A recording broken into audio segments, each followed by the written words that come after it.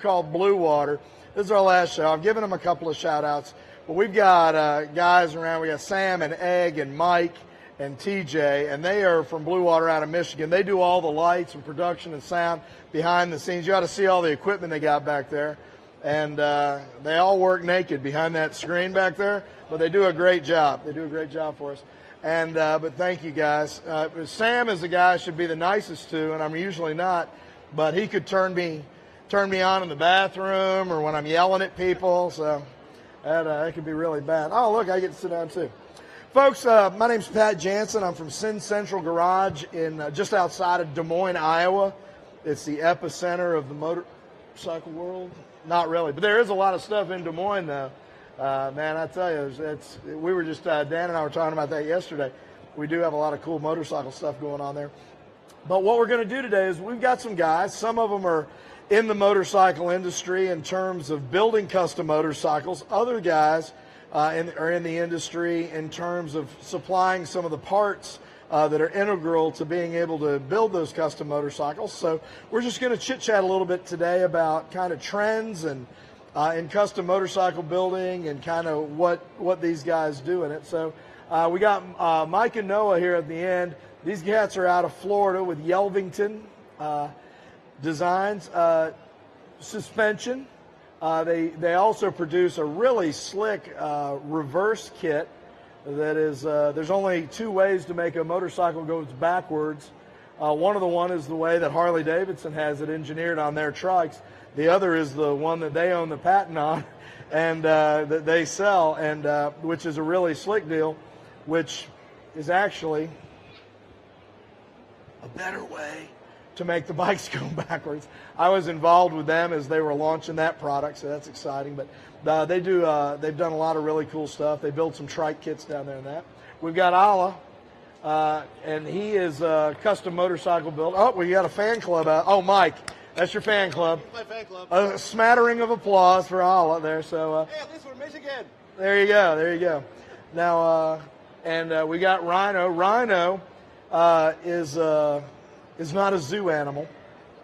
Well, I take that back. Never mind. We've got Rhino.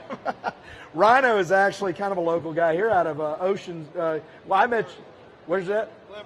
Glen Burnie. I actually met Rhino at the Ocean City Bike Fest. He's got a bike here in the show as well, and he also runs wet T-shirt contests. That's a little known fact about Rhino. But now you have a fan club. That's how you get a fan club. Now I realize it. Well, I mean, if I'd have known, I'd have worn a wet T-shirt. I had no idea that was going to be exciting. And then we got Dan. Dan is the keeper of all of the secrets about motors and stuff at Zippers Performance and Redshift Cams. So we're going to chat with these guys. It's good to have you. I appreciate you folks being here. Now, you both have bikes in the show.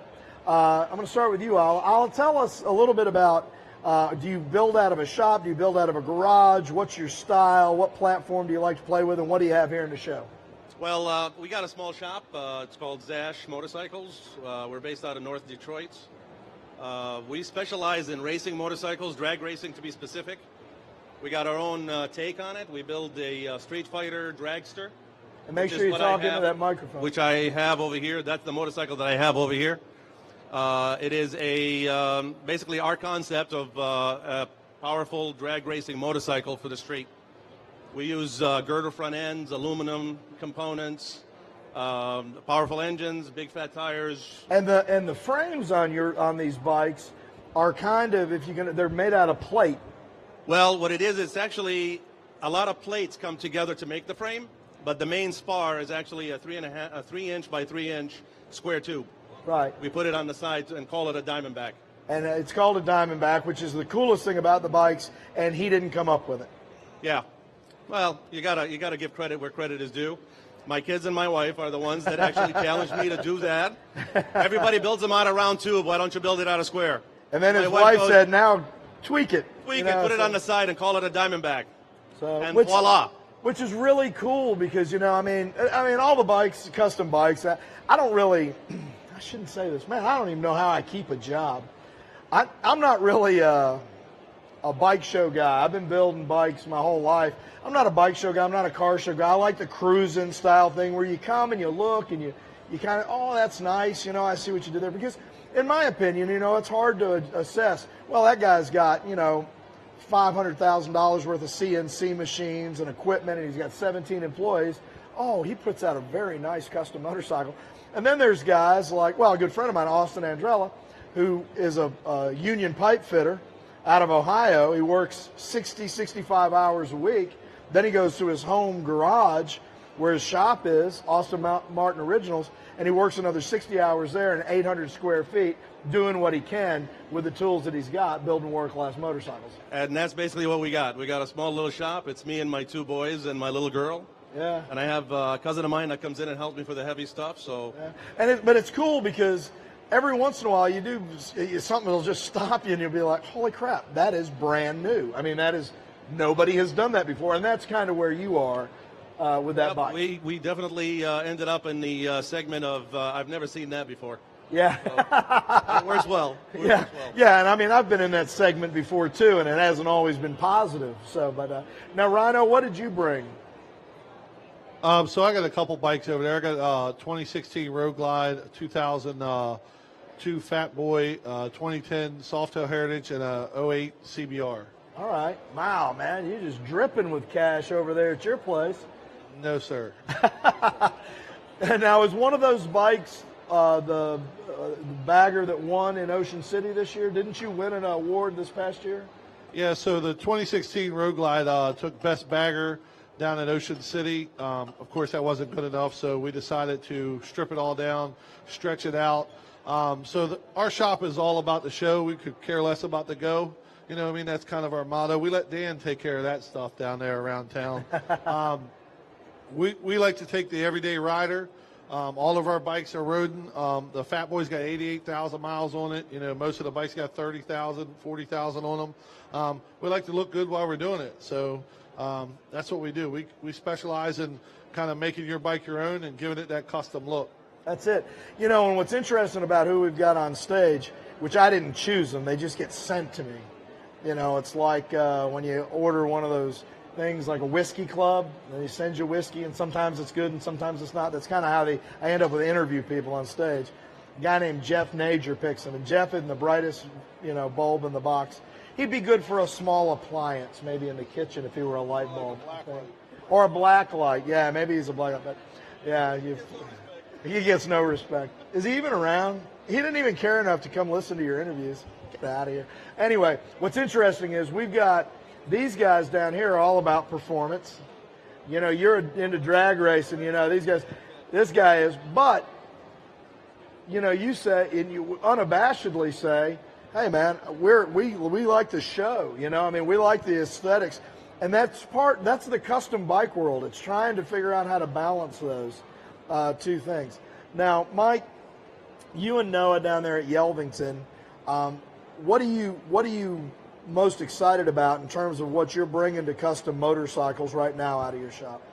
Well, we got a couple things we're pretty excited about. We manufacture some really cool suspension components. We have a front cartridge kit, and basically you take your legs out, you throw everything in the dumpster, and you put our kit in, and you get great performance, you get a great ride, and you'll see later on we're going to put one in, but you enhance your bike. And you enhance the ride and the handling. And the same thing with our rear shocks. We have shocks that go all the way back to the 70s. And there's a right way and a wrong way to lower a bike. And we have the performance shock to lower your bike. Not all of us are really tall. Some of us are short and wide. So we came up with products to enhance the ride and the handling. And then I'm going to let Noah tell you about the reverse, because we're stoked about this reverse. Like Pat said, Pat was on board when we launched this, and it was awesome. We had a blast in Sturgis launching this, but the big thing was the wow factor. It's like that bike, that Limited's going backwards, and, nobody's pushing it. So I'm going to let Noah tell you about that because we're stoked. Yeah, so a little over a year ago, we introduced to the public a reverse. Right now, it's just for Harley Touring. And since we're not doing an install of this reverse at the show, Mike, if you would just hold this for just 1 sec. It's a mechanical pulley. It replaces your rear pulley. You don't have to get in the gearbox or anything. So, Mike, if you would hold that, that is the same size as a stock pulley on a Harley touring model going from 2009 up to current. And if Mike turns it around, you'll see that it has the star-shaped apparatus there for the cush drive. So this is a take off your old pulley, put ours on type of deal. There is also an axle that comes with this pulley. Inside the axle is a shift mechanism which allows this pulley to counter-rotate. So what happens is when the bike's in neutral, you push a button, you put the bike in first gear, ease the clutch, control throttle, and instead of going forward first gear, you're going reverse first gear. That's slick, man. Now, when you're going forward, it's just like a stock pulley. Everything goes along for the ride. But when you're going in reverse, you know, it's a pretty great thing to have, especially if you're in soft grass or if you have bad knees back. Everybody's pulled their bike. That you're going for a ride, you're in town, and instead of backing your bike up to the curb, you pull in and you're like, ooh, that went down faster than I thought it was gonna. And then you're sitting there and you're like, well, I'll just spend the night here. Why really? Wait for your three buddies to show up. Yeah, right. And last year at Sturgis, Pat's looking at this going, can I do a burnout backwards? Yeah. You can. Yeah. We don't recommend it, but you can. Yeah. So anytime you can find a new way to do a burnout, Jesus was involved. I'm just telling you, it's cool. It's cool. Whether you believe in him or not, he's there in that burnout. Was that Jesus or alcohol? Which was that? Both. His first miracle was water to wine, brothers. That was not a mistake. He was a party animal. So so these guys have a reverse, and I saw your eyes perk up right away, being all of a sudden you're like, oh, now that's something that would all of a sudden it starts differentiating a motorcycle in the custom world, right? Oh, yeah, absolutely. I mean, I don't know how many of you guys drive those full dressers out here, but I've got a whole Bad Dad kit on my bike, which adds a little weight to it. So that thing was already tough enough to be pushing backwards. I'll probably be talking to these guys later this afternoon about getting one of those reverse gears. Well, what I like about it is, and particularly if you got a custom, I mean, nobody wants their bike to fall over, but honestly, if you've got, $10,000 paint job and you get 60, 70 grand tied up in a heavy Harley bagger pretty quick, a custom bike, and you're having to take your hand off, your handlebars to hit a lever down on your transmission case with the way it's usually set up. It's just all kinds of scenarios are going wrong. So I really like the fact that it's a very natural kind of thing. Now, Dan, you come into the custom world, and you and Alla need to talk, because, man, he said drag racing. I can't believe you didn't stand up on that. Just do a dance, man. That guy's all about any kind of racing.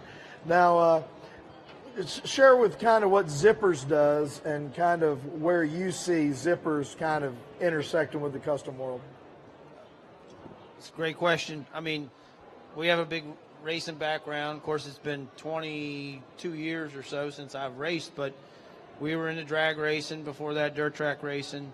One of the things racing taught us relative to making parts, making engine parts, making kits, is you got to give people durable stuff, because you got to be there. If you're gonna win in a race, you got to be there at the end. You got to be in a position to win. We're going to do something where you're going to do on a touring bike, a hot rod, or something you want to build a race.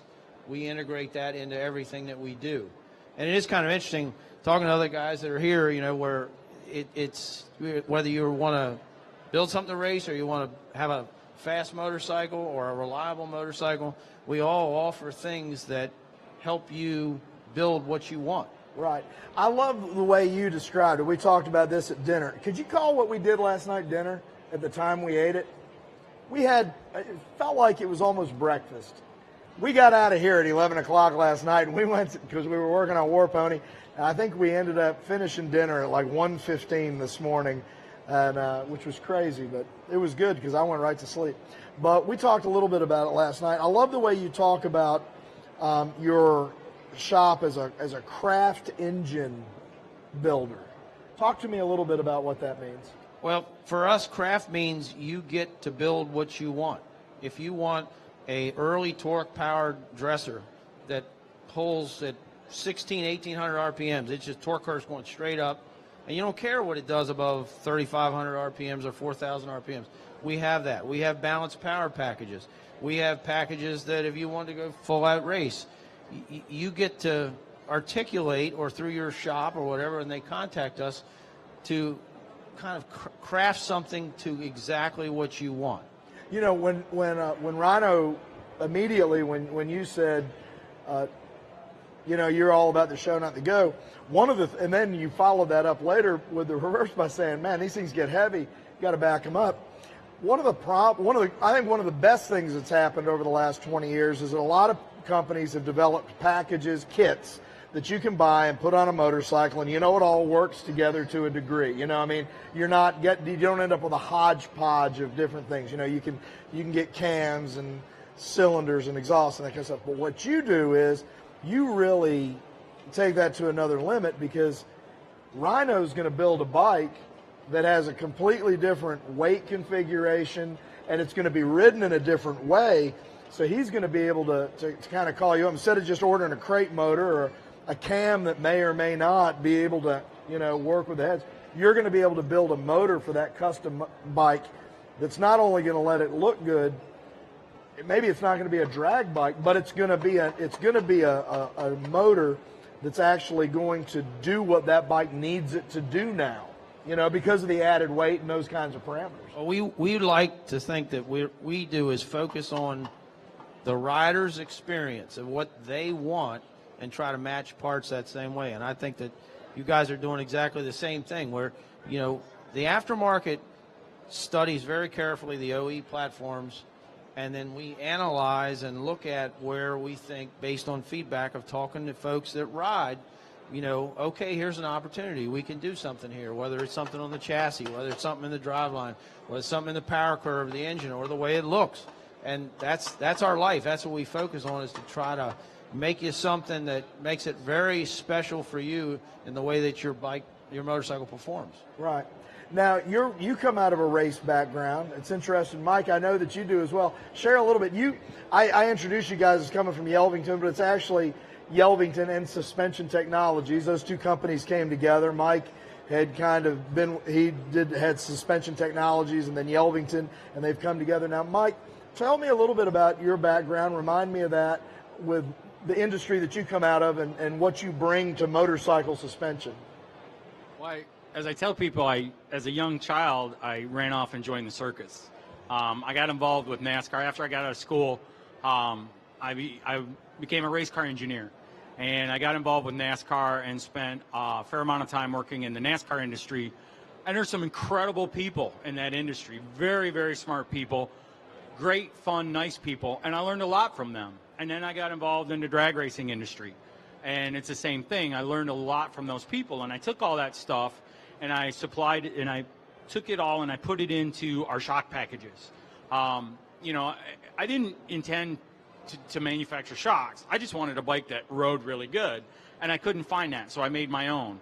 And that turned into a business because my buddies wanted one.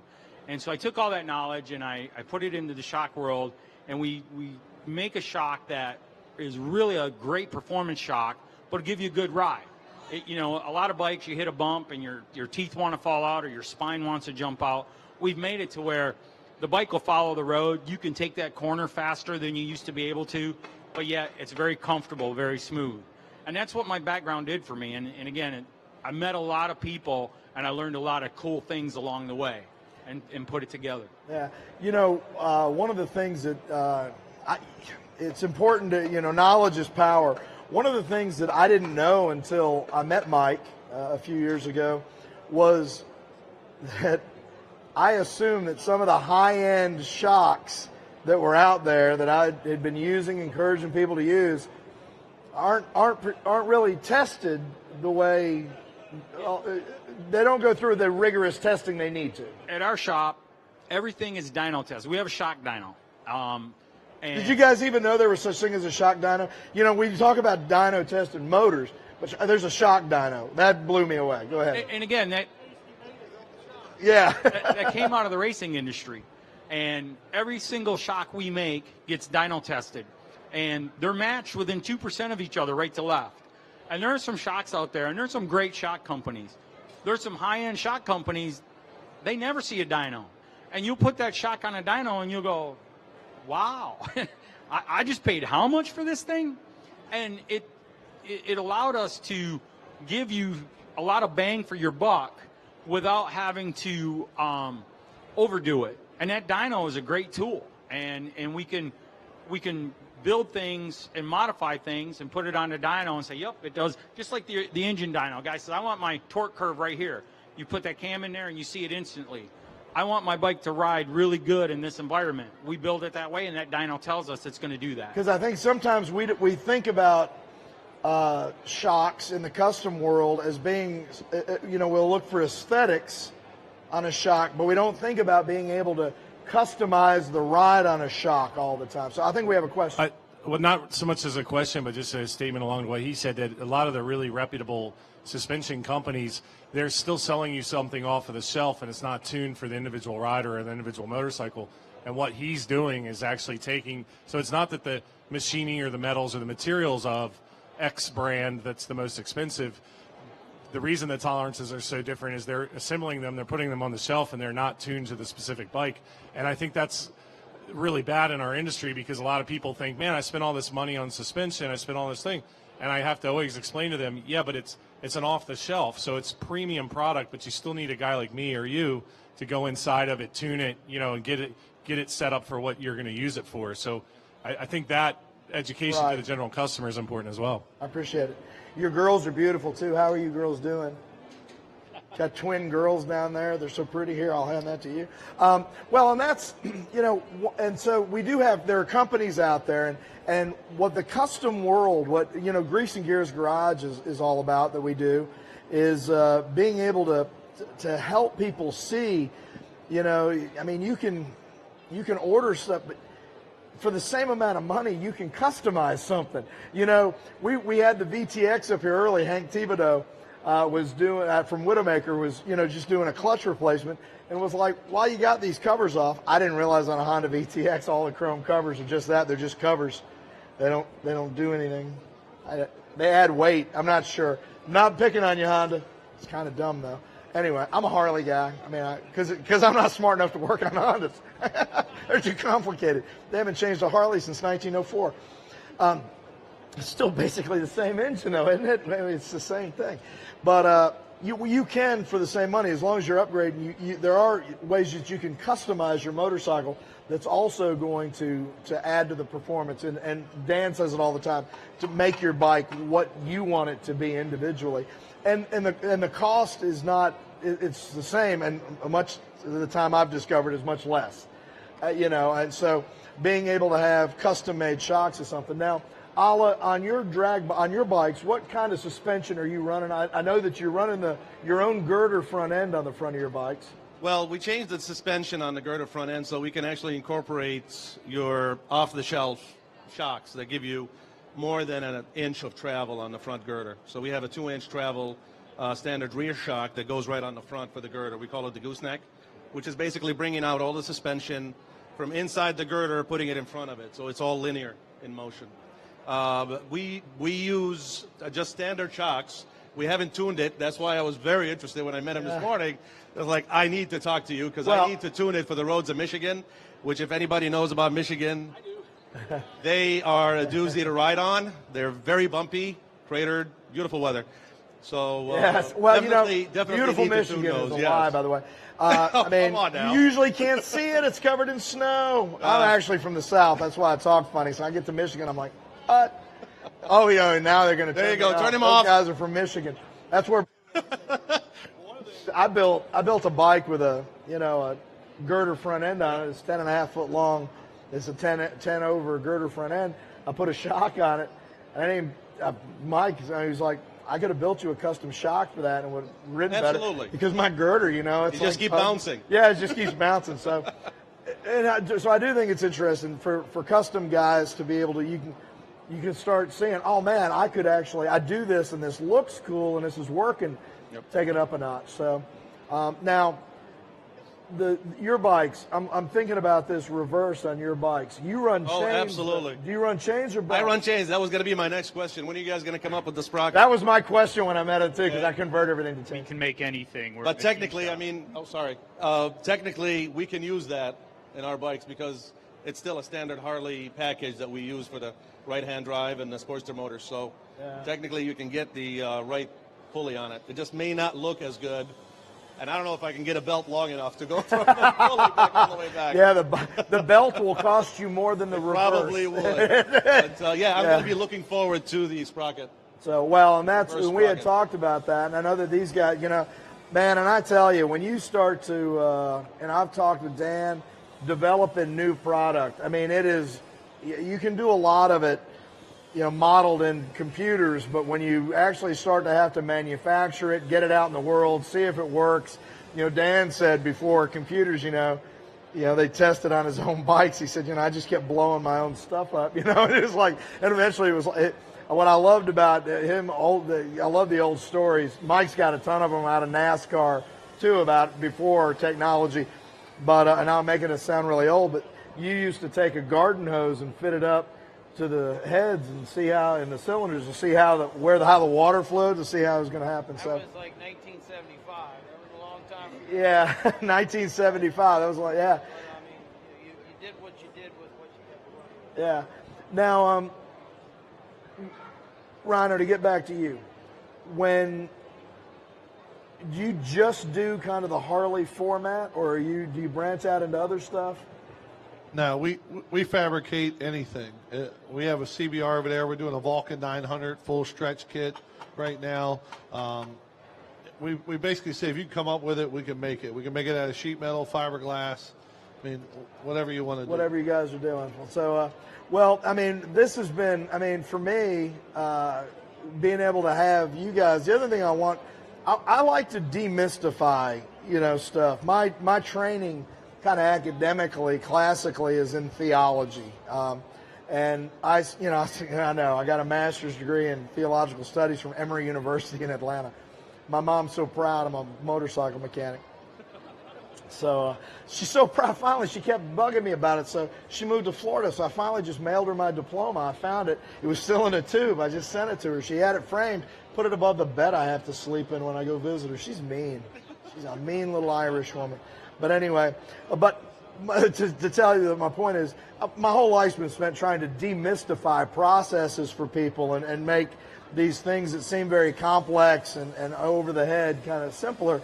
And that's from Greasing Gears Garage. It's a real process, because what you can see is these two guys have invested their lives in custom motorcycles, developing new product, developing new processes, and they're still able to go, oh, wow, man, there's new stuff out there. What do you mean I can call Dan and I can have a motor specifically built to haul this bike around now, and I can get suspension narrative. Now, Dan, I want to ask you, because Dan has, you started in a Harley dealer in 1970. And so you've seen the motorcycle industry, go through a lot of different changes, ups and downs, development, technology and stuff. Where do you see the custom world? I know that you interact with it. What do you see kind of being the next kind of evolution of motorcycle stuff? Well, obviously, as a kid, it was a very small business. 1972, my neighbor had a Harley dealership. Of course, I got a chance to see and look inside a Harley, how small it was, and the whole motorcycle market really took off in the 70s, But what drives its passion? You guys ride motorcycles probably because you're passionate about them. And whatever you do with it, whether it's racing, whether it's touring, whatever it is, it's a passion to be out with your friends, passion to go out and do something, passion to turn the throttle and get a thrill, whatever the case may be. And the passion drives everything. And, I don't really have a periscope to where it's going other than the OEs keep producing motorcycles that, are of interest. And then we all create products and services and relative things to that. And we love the feedback that comes from you guys. I mean, if you email our company about something, you will get an answer. I mean, we don't just file it in Yeah. It matters what you guys do or what you want or questions about our products. And I think that speaks a lot to, you, and I asked you that question very specifically because I knew where you were going, passion. What I see happening in custom motorcycles now, and you guys can certainly, I want you all to speak to it, is that there is a grassroots passion growing again. We'd kind of lost that, for a long time it was, you walk into a dealership, you take your credit card, you swipe it.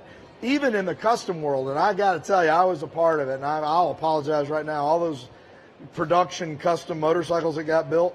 I mean, I remember back in the day, I was sitting in my shop trying to figure out how to sell my stuff, and I looked up and I said, man, those guys got a lot of money. I'm gonna go work and do their stuff. So, I mean, I designed bikes. You guys might not even remember these companies. Titan was a custom motorcycle. It was kind of the original, Titan. And so I went in there and started designing bikes, and that was actually, they all looked like Harleys that we now, eventually started building. So, but, it was back in the day, and, and then Swift and American Iron Horse and Big Bear Choppers and all those.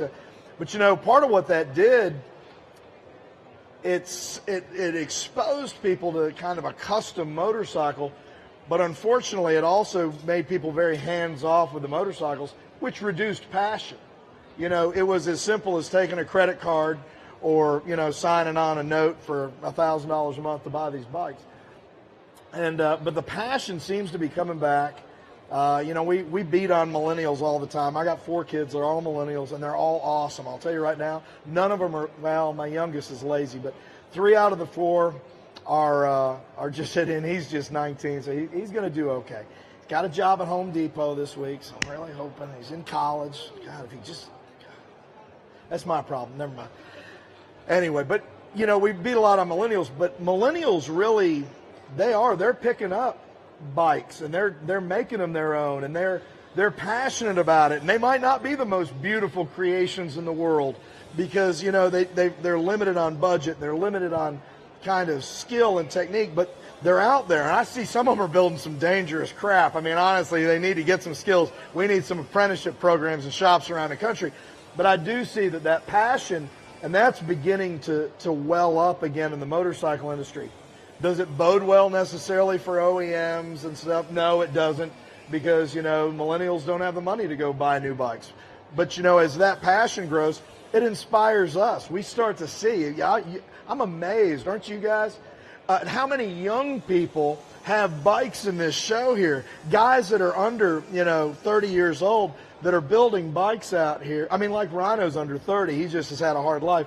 But guys that are building bikes, young guys. We had Ben Davis up here on stage doing a Springer swap, and Ben's not a wealthy guy. Ben's got a Ducati in the show, and Ben took this Ducati and he was going to flip it, just to make some money to keep his shop going. And he said, I'm going to do something else with it, because he wrecked it. He let a buddy ride it, and it got totaled. So he's like, well, now I'll make a custom bike out of it. So, but that passion is what's driving that. So, I mean, now, but there are other things. I mean, like Rhino, in the bagger culture, the big wheel baggers came out. Do you have a sense in your part of the market where the trend is going in aesthetically or stylistically? Well, anymore, it's all about individuality. So for our shop especially, we want to hear what you want. I can design your bike all day long, but at the end of the day, that's my bike. You know what I mean? So I'm more interested in sitting down and talking to you, find out like colors and what kind. I mean, you get people that like the soft curves or the sharp edges, all that stuff. So the custom industry, I feel, is definitely coming back because people are looking to be more individuals instead of the groups. OEM bikes are great, but everybody rides the same road glide. It's just a different color, and then half the time you'll pull into a show, and there'll be 9 gray road glides right next to each other, and you don't even know which one's yours unless you can remember your tag number. Right. So that's where the custom industry helps everybody out. You don't have to do full stretched bags. You can add some pinstriping. You can add a little airbrush. You can put some cams in it, different exhaust, different suspension. That's important. I mean, it is to me, and it is to most of these guys up here. I think everybody here is trying to tune your bike to you, not what we're looking for, but what you're looking for. And I do, and I appreciate that as a trend, because I do see that, it used to be when you came to a motorcycle show, I mean, just 3 or 4 years ago, you didn't see a lot of different style bikes. But, if you walk through this show now, the guys are taking, CB350s and tricking them out. I mean, now, my dad was raised by my grandfather was born in 1892. He's a Dutch dairy farmer. It has to be exceptionally practical in our world, and so if you're going to do something, you have to know what it's going to be worth at the end, And so I still, as much as I fought against that with my dad, if I'm going to build something, I'm going to have to be able to sell it and make a profit. I mean, either that or it ain't happening in my world. So, but I see these guys taking CB350s and putting 1,000 hours in them with body work and stuff. And and having a bike that they got 40 grand in, it's worth $3,500. But people want that individual kind of stuff. Where do you see a trend in kind of your part of the world? Well, definitely individuality drives, I think, our entire industry. At the end of the day, everybody loves to see something that is theirs, their own. A lot of my customers that come into, and we talk to them here and there, is they want something different. Yes, we make custom bikes, but okay, I want you to use that frame. Give me that front end on it, because I haven't seen that front end when I went to my whatever neck of the woods. So individuality is definitely going to be the biggest thing that drives this industry, because everybody is unique in their own way. I like dark colors on motorcycles. I like it to go fast. It's got to have a stick shift, otherwise I'm not going to touch it. But that's me. That's what makes us different. So people coming to this industry and bringing their own ideas into the shops like ours and telling us, hey, this is what I wanted to do. The idea that there's nothing wrong. I mean, it's your flavor. Everything is open. I mean, somebody might say, man, that's ugly. But we really are getting to a place where it's like, well, it's not yours. But it doesn't matter. Kind of idea, and we've kind of, I think we've shed that kind of need to all kind of be the same. Now, Dan and I were talking about racing last night, and that was a great conversation. We could have been done with dinner an hour earlier, but it's in terms of drag racing. How do you racing has become very difficult in the United States in a lot of ways, in terms of its popularity, in terms of sponsorship, and it's just taking a little bit of a turn. And we went over, we hashed over all that and every kind of racing last night. Where do you see, I mean, do you get a sense that drag racing is on a rebound with motorcycles? What would you change if you could get, what is it? Let's put it this way. I don't know. There's a lot of young kids coming up, and everybody likes to go fast. At the end of the day, when I was 20, I wanted to go fast. That's why I got into racing. And racing itself, with the rules and the regulations, noise abatements, and unfortunately in Michigan we've had, I think, 3 separate drag strips that got closed because of that. Just the environmental impact and everything else that comes with it. But at the end of the day, I believe racing is in our blood. It's inherent to humankind. We love changing the game. We wanted to run faster, then we wanted to go faster, so we mounted something. Yeah, I mean, it's going to be there. Whether the scale that it's going to be at, what we remember back in the 80s and 90s, may not be there. But it's going to be there. It's still going to be there. People will still want to make their own custom motorcycle, their own racing motorcycle, and go racing on the weekend. And go fast. So, and it goes back to what I think where we almost concluded last night. We got distracted by a bowl of chocolate ice cream and ate so much food at that place that I nearly died. But it is with racing, if you're doing it for the money, to win money and glamour and that's not it. If you're, if we're waiting on corporations to sponsor it and to sanction it and to regulate it, that's not where it's at either. Dan, I do want to get back to you before we go to Noah. We talked a little bit about that last night, and when you got into racing, you just said just go do it, just go. Right, just go get some buddies together. Be safe, but go race. Just go fast. Speak to about racing that way. Well, yep, because it's a passion. And when we got involved in drag racing Harleys, I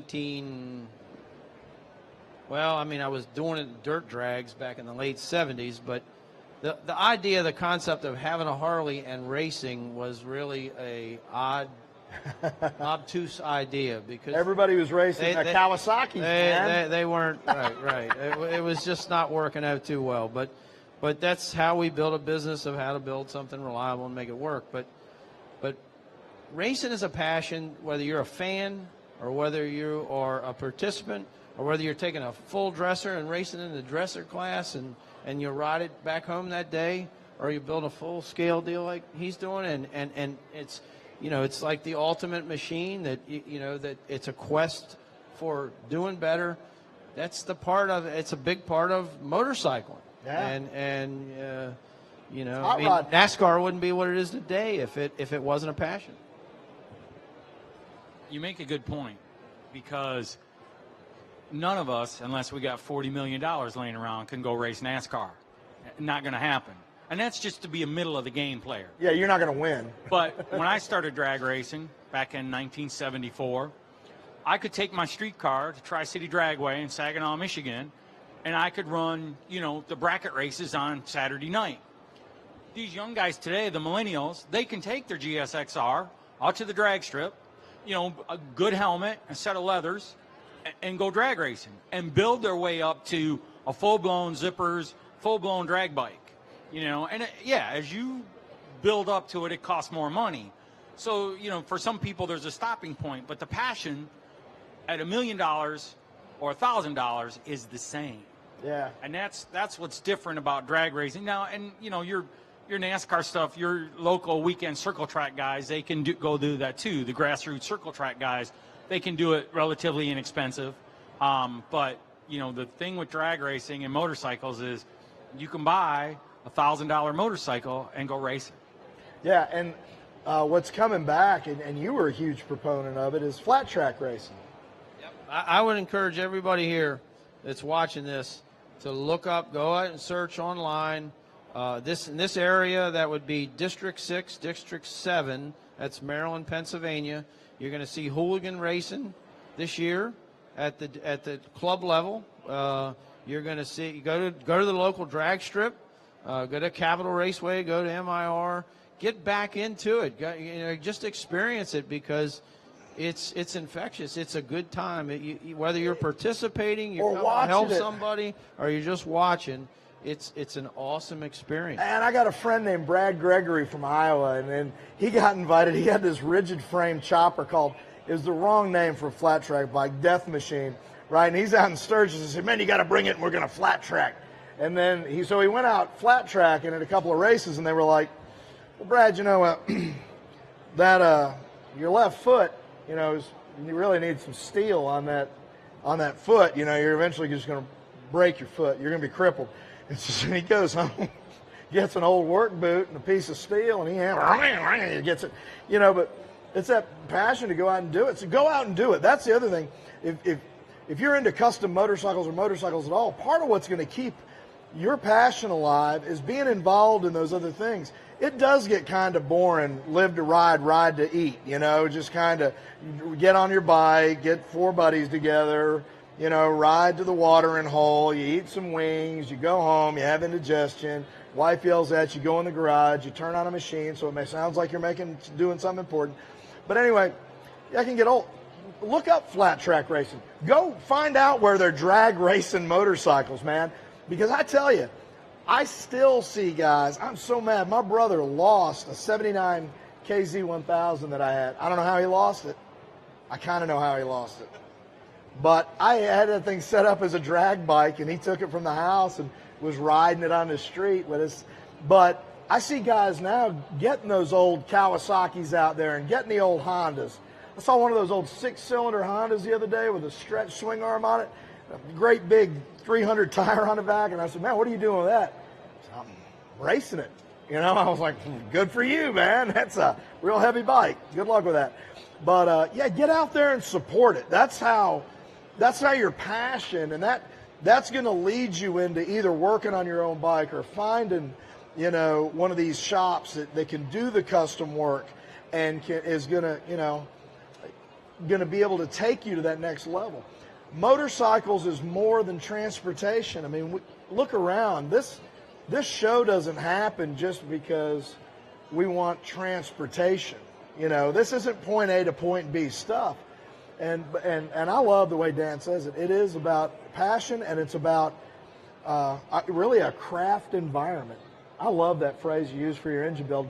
And it is, you know, the idea that we can inspire people. We had Ben Davis, Legion Cycle Works. Wave, Ben. Okay, now put your hand down. Ben had an XS 650 up here on stage. He did a Springer swap on earlier. And he said, I paid about $500 for this bike. I'm looking out of this crowd. There's kids and grandkids. Look at this young guy here, man. Have you ever built a motorcycle? But you could. Is he with you? No? That's your kid?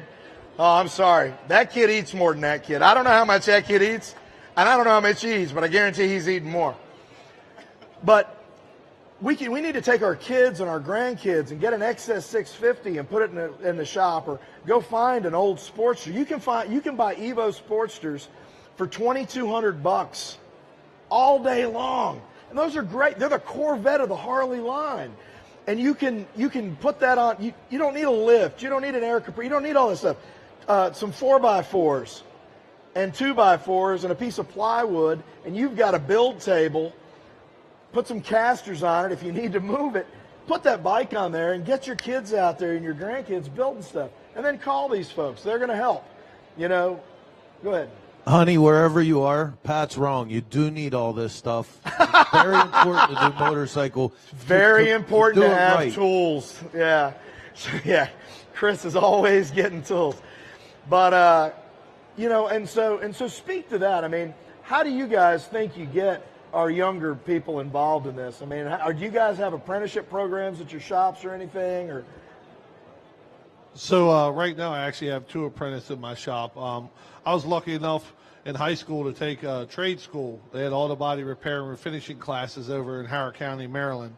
And I loved that class because I was an idiot. I didn't like math and science, and I got those credits by taking auto body class, so it helped me out. And you learned math and science, by the way. I absolutely did. So I think you definitely got to encourage kids at his age. The craft industry is a dying breed, and it's unappreciated in a lot of different aspects, not only in the motorcycle industry. I mean, even carpenters and cabinet builders and stuff. I mean, you don't have that anymore because everybody's looking at all these automated systems that can do it for you.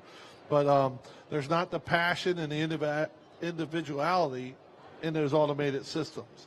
You know, you all get the same drawer, or you make your own drawer. You know what I mean? You get your same bike, or you make your own bike. So apprenticeship programs are huge. So we definitely do it. I work with one of the local schools in Anne Arundel County. They send me 2 kids a year for a couple hours a week, and we let them. I mean, don't get me wrong, they're great at cleaning the toilets, but they also get to sand on some cars and help mix paint. We let them prime. I mean, you get them to do the little things that they obviously can't mess up and cost you thousands of dollars, but it starts to develop that passion at a young age, and they like it. I mean, we've had guys, so one of the kids actually painted that purple bike over there.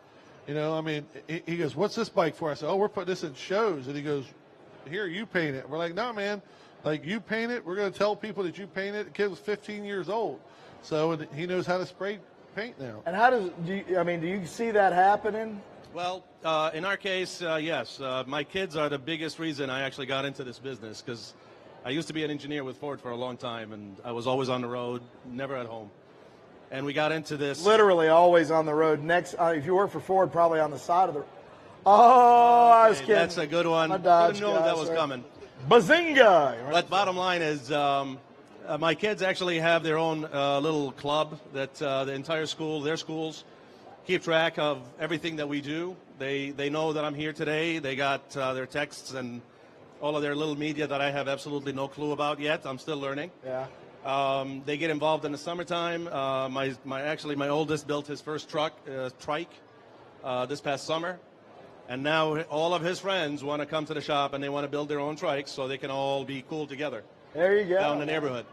And even my daughter, which is the youngest, she's 6 years old, surprise of the family. God bless her. Thank God that we have her. She had just acquired her first electric motorcycle that she wanted to play with this summer. So we'll see how that goes. But a lot of the schools that we get involved with, Basically, as we go there, we get the kids to look at the motorcycles. We just present the motorcycles, get them involved in design, drawing, anything. Just scribble it down. If you like something, maybe, you know, we can make little ones. There's a lot of model motorcycles out there that you can make. So we try to get the community involved as much as possible. And actually, my kids are the ones really leading the whole pack when it comes to getting young kids. And it's kind of joyful when you see your son doing something. And there's nothing like actually building anything. When you build it and you look at it after you're done, whether it's a table or you just put a window or even hung a shelf in the house, when it's done right, you know you did it right. It makes you proud. Yeah. And it's, as a father, of course, it definitely helps out. But there's a lot of talented young kids out there that just need the venue.